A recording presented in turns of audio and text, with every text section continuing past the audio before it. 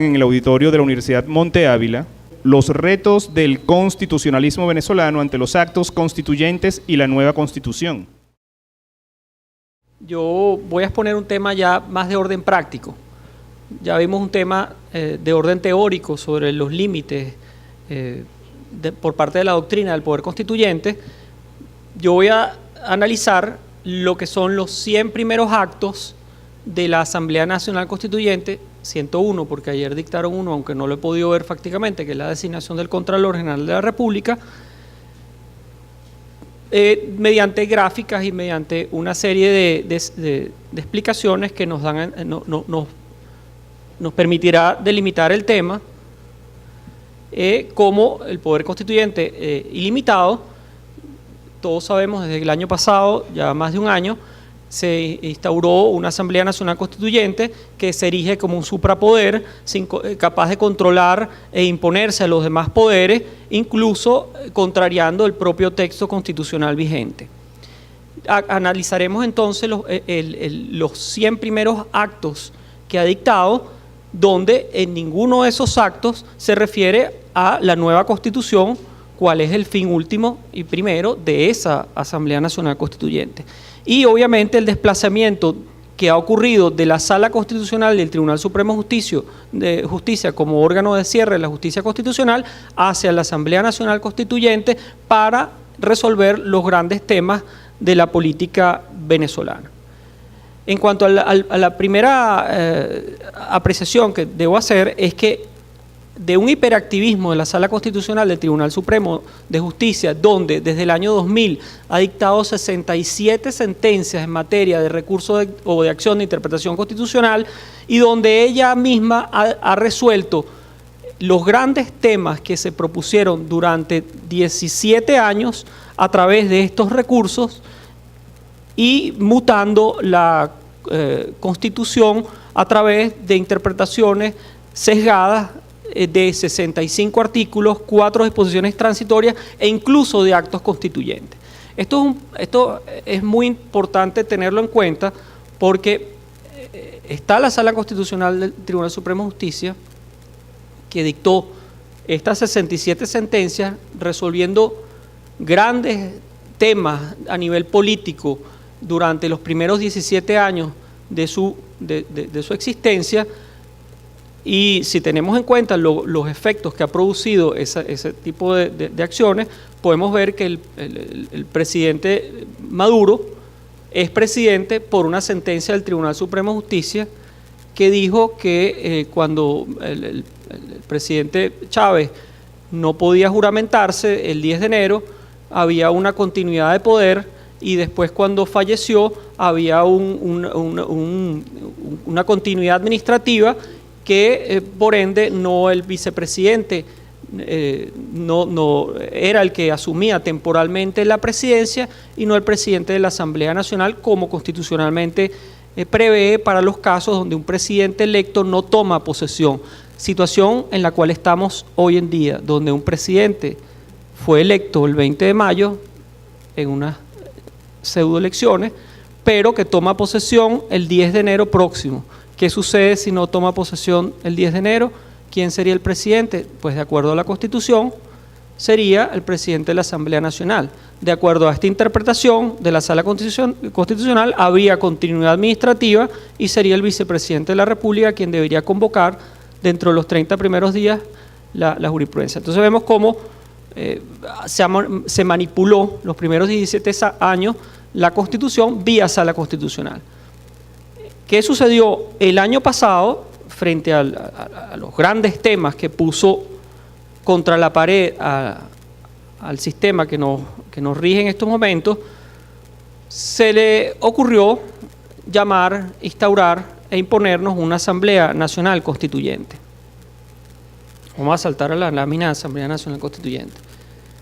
Esta Asamblea Nacional Constituyente ha dictado al día de hoy 8 leyes constituyentes, 49 decretos, 11 resoluciones, 3 actos y 29 acuerdos.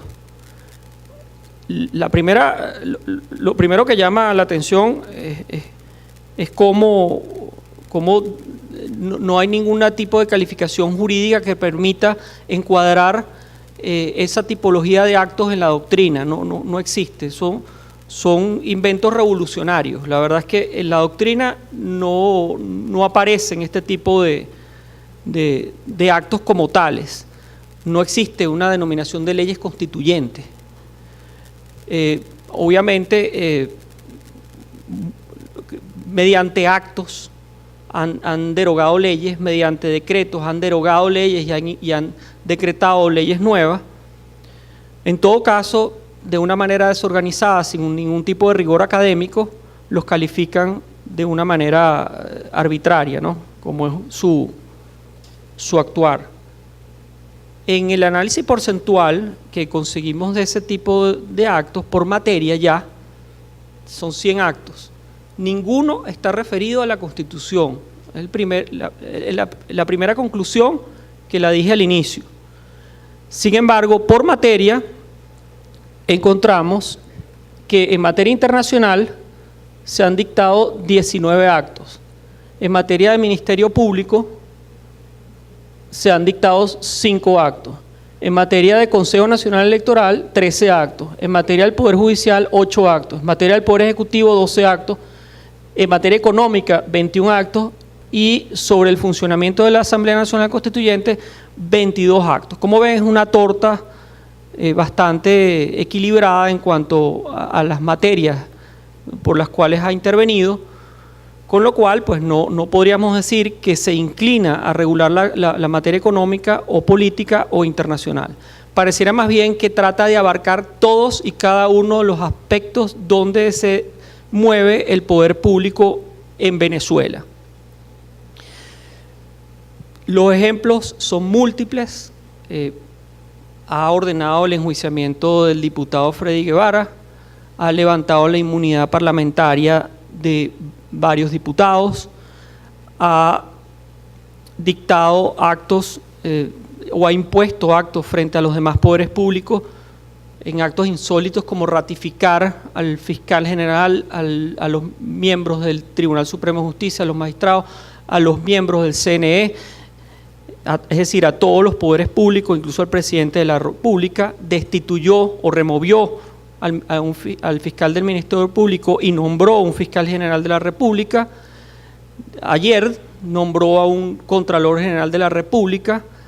Esto obviamente también podemos decir que legisló en materias reservadas a la Asamblea Nacional y obviamente ya teníamos que la Sala Constitucional del Tribunal Supremo de Justicia había dejado prácticamente vacía en sus competencias a la Asamblea Nacional, pero en materia de actos de la Asamblea Nacional Constituyente tenemos que 32 actos de la Asamblea Nacional Constituyente van dirigidos directamente a competencias constitucionalmente asignadas a la Asamblea Nacional. Están discutiendo o ayer presentaron el presupuesto de la Nación, que como sabemos por Constitución el que lo aprueba es la Asamblea Nacional. Bueno, seguramente lo aprobará sin mayor discusión y sin escrutinio alguno la Asamblea Nacional Constituyente. Aprobaron la designación del Contralor, quien además es el que controlará sobre esos bienes que él mismo aprobó como miembro de la Asamblea Nacional Constituyente. Dirige la política internacional en materia de acuerdos.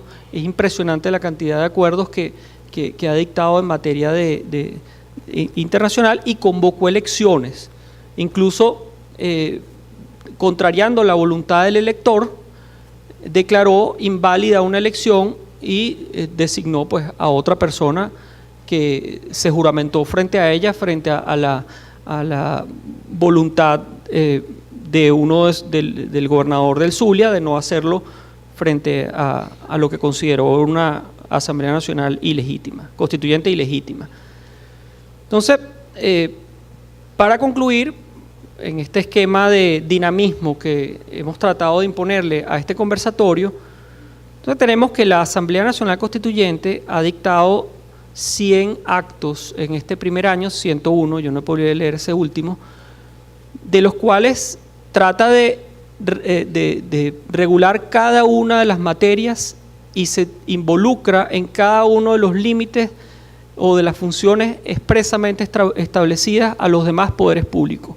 Con lo cual, pareciera que estamos en un sistema donde las grandes decisiones políticas las toma la Asamblea Nacional Constituyente, quien, si pudo designar al Contralor General de la República sin respetar lo que establece la Constitución para designación, pudiera mañana designar un nuevo presidente o remover a los magistrados del Tribunal Supremo de Justicia, porque no tiene control alguno. Entonces se erige como un suprapoder que, como ya vimos, conforme a lo que nos explicó el profesor Armando Blanco, los límites son inmanentes en la propia Constitución y también se encuentran en la progresividad de los derechos humanos. Bueno, muchas gracias.